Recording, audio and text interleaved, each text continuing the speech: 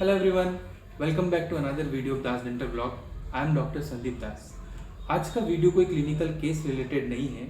As a clinic practitioner and owner आपको clinical work के साथ साथ टेक्निकल वर्क भी, जैसे कि डेंटल चेयर या फिर कंप्रेसर में छोटी मोटी प्रॉब्लम आ जाए उसे ऑन द स्पॉट सॉल्व करना आना चाहिए। क्योंकि कई बार क्या होता है कि आप कोई क्लिनिकल वर्क कर रहे हो, आप उसमें एकदम कॉन्सेंट्रेटेड हो और अचानक से कोई डेंटल चेयर में या फिर कंप्रेसर में प्रॉब्लम आ जाए।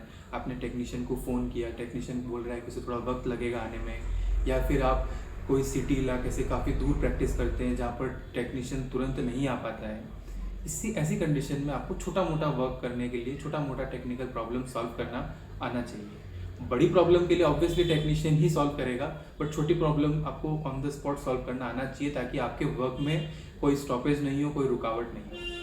आई होप ये वीडियो आपको कभी काम आए, so please watch it till the end. Now let's begin the video. सबसे पहले मैं आपको प्रॉब्लम सॉल्व दिखाऊंगा कि मुझे क्या प्रॉब्लम हो रही है, और बाद में उसे दिखाऊंगा कि मैंने उसे कैसे सॉल्व किया। Let's begin the video. Normally जब कंप्रेसर चल रहा है तब आपको पता नहीं चलेगा कि कंप्रेसर में कोई प्रॉब्लम है या नहीं,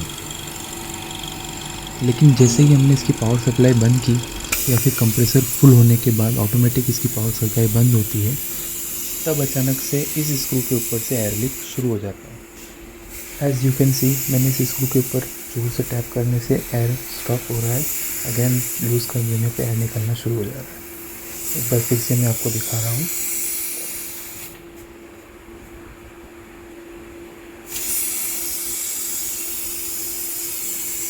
एक बार फिर से मैं आपको प्रॉब्लम दिखाता हूँ। जैसे ही हमने पावर ऑन किया, एयर स्टार्ट हो जाता है सक करना कंप्रेसर के अंदर, लेकिन जैसे ही मैं पावर सप्लाई बंद करूँगा या कंप्रेसर ऑटोमेटिकली पावर सप्लाई बंद करता है, जब इसके अंदर एयर फुल हो जाती है तब यहाँ से एयर लीकेज शुरू हो जाता है। Let's solve this problem.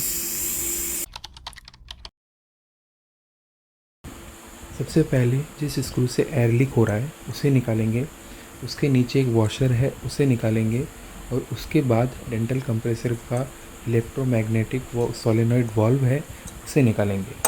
अगर सोलेनॉइड वाल्व में कोई प्रॉब्लम होगी तो वो पूरा ब्लैक बॉक्स जो है वो पूरा चेंज होगा, उसमें अपन को कुछ ठीक नहीं कर सकते। लेकिन अगर ये छोटी सी प्रॉब्लम अगर है तो उसे हम ठीक कर सकते हैं। कैसे? Keep watching the video.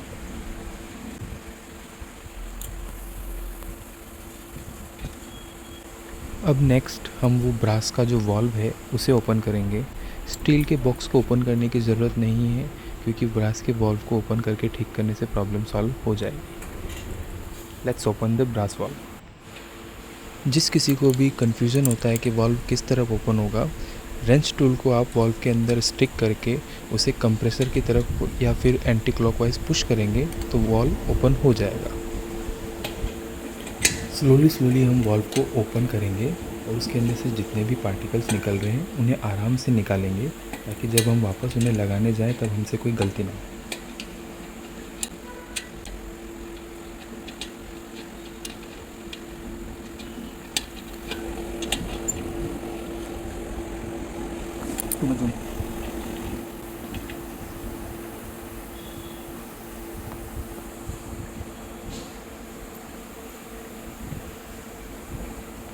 Wall के अंदर भी चेक करना अच्छे से कि कोई पार्टिकल अंदर छूट तो नहीं गया या लूज तो नहीं हो गया।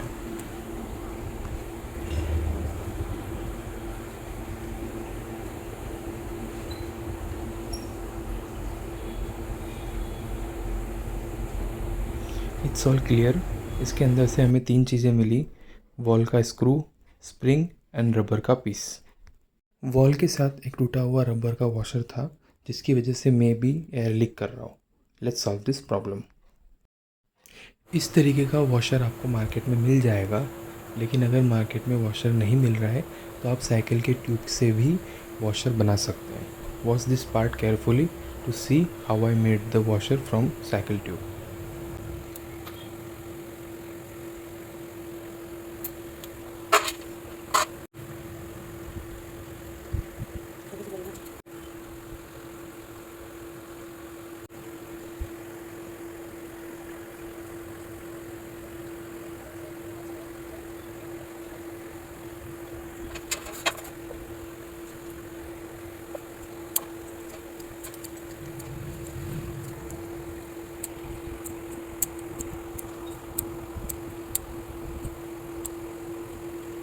जितने भी पार्ट्स को हमने निकाला है सभी पार्ट्स को एक बार अच्छे से स्प्रिट से क्लीन करेंगे ताकि कहीं भी रेस्ट का कोई पार्टिकल वगैरह ऐसा कोई धूल का अटका हो तो वो क्लीन हो जाए और उसके बाद हम उसे वॉल में वापस लगाएंगे।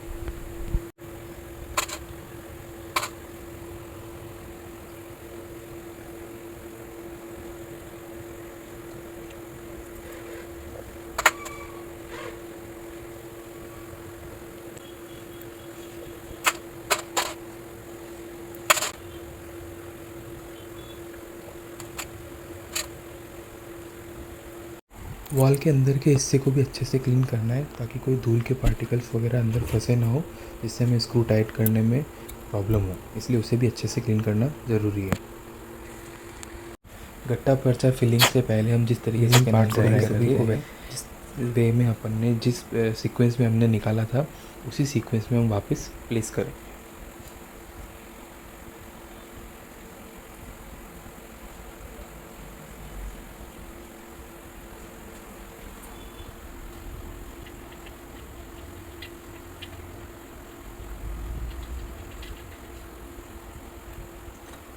Most important part, wrench tool से हमें इसको हल्के हाथ से जितना टाइट होता है उतना ही टाइट करना है, एकदम फुल फोर्स के साथ टाइट नहीं करना है।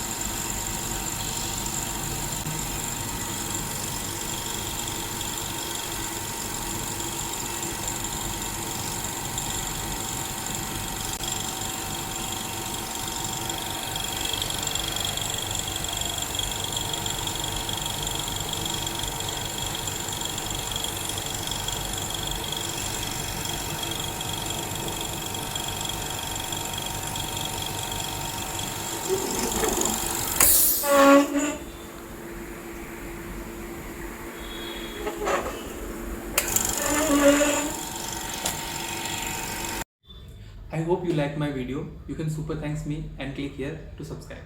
Thank you.